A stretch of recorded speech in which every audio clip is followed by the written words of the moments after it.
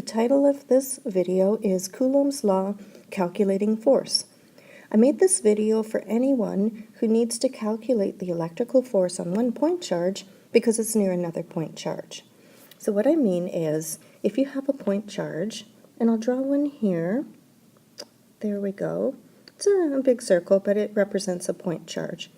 I'll put a charge in it here. We'll make this one positive. Okay, so there we have a point charge. I'm going to put another point charge. I'll put it here to the right, and I'll make this one negative. Okay, so there we have 2 point charges, and because they are electrical charges, they are going to exert electrical forces on each other. In this case, because they are oppositely charged, the force will be attractive. But if I switch this right-hand one, here, I'll make it a positive now. There, so we have 2 positive charges. This time, because they are like charges, they're going to repel. But the question is the force going to be really large or really small? And for each of those individual charges, is the net force on it going to be, well, to the right or to the left? That's what we're going to look at in this video, is how to calculate the size of the electrical charge on one point charge and also the direction. Now we'll take a look at the actual law. So of course it's called Coulombs Law. I have 2 point charges here, these circles. I will label one Q1, okay, for charge 1. The other one is Q2, charge 2. Okay.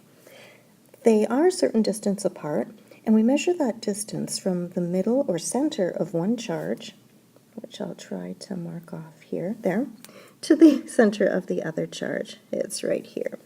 And I will kind of mark that off here. I'll put an R for the distance there. So R is the separation distance from the middle of one point charge to the middle of the other one. Okay. Now to calculate the force, the law goes like this.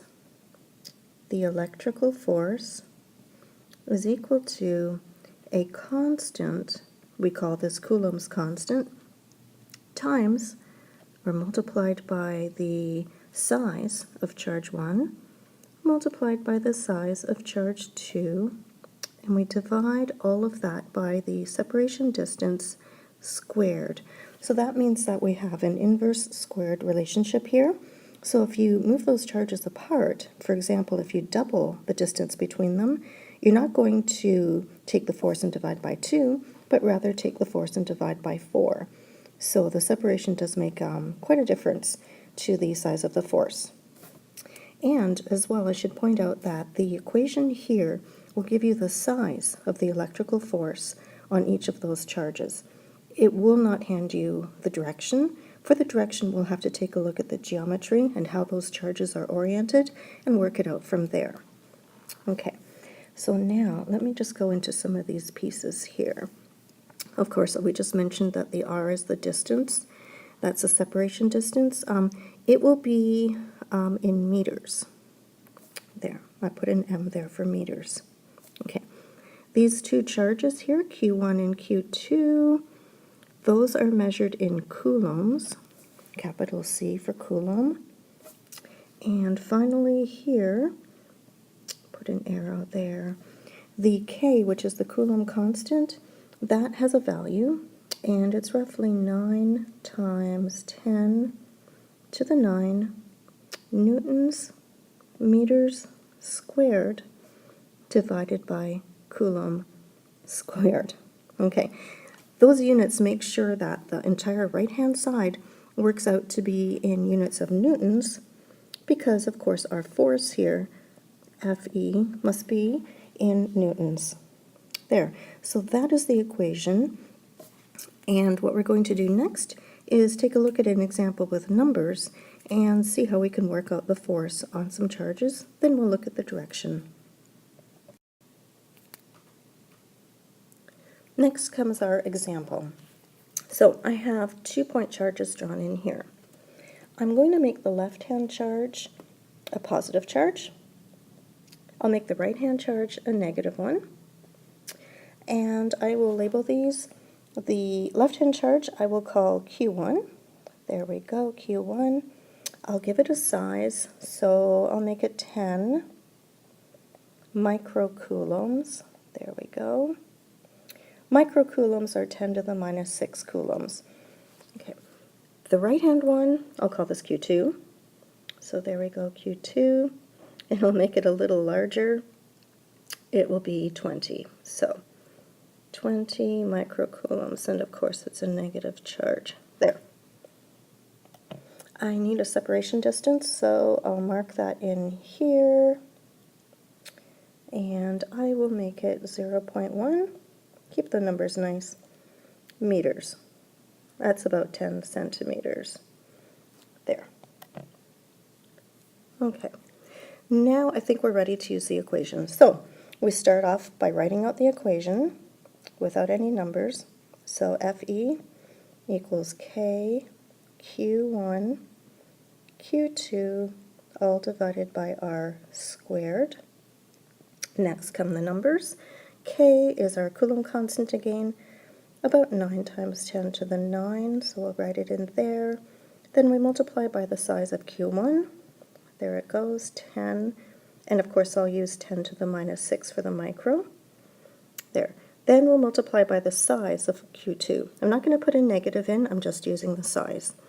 So we multiply by 20 times 10 to the minus 6. Okay. This whole thing here is divided by the square of the radius, so we divide by 0.100 squared. Okay. Now comes the calculator work. So you grab your calculator, punch the numbers in. Be careful with the exponents. If you're using your EXP button, don't type in the 10 because that's already programmed in. We don't want extra factors of 10 that don't belong there. So just be careful. Put it all in, work it out, and you should get 180 newtons. So that represents the size of the electrical force that each charge exerts on the other charge. The direction, well, that comes next. We'll take a look at whether it's a positive charge or negative charge, where it is, and what the orientation is. So now it's time to look at the direction of the forces on each of those point charges. I will start with Q1, which was on the left-hand side. So I will mark it off here again. Q1, of course Q2 was on the right. There we go. Okay. Now Q1 is a positive charge. It sees a negative charge to the right of it, and so it's attracted to that charge, which means that the electrical force on it is to the right. There, I've marked it. So the electrical force as a vector is a positively directed force, assuming to the right is positive, and I'll draw it in as 180 like that. So again, to the right was positive, to the left is negative. Okay.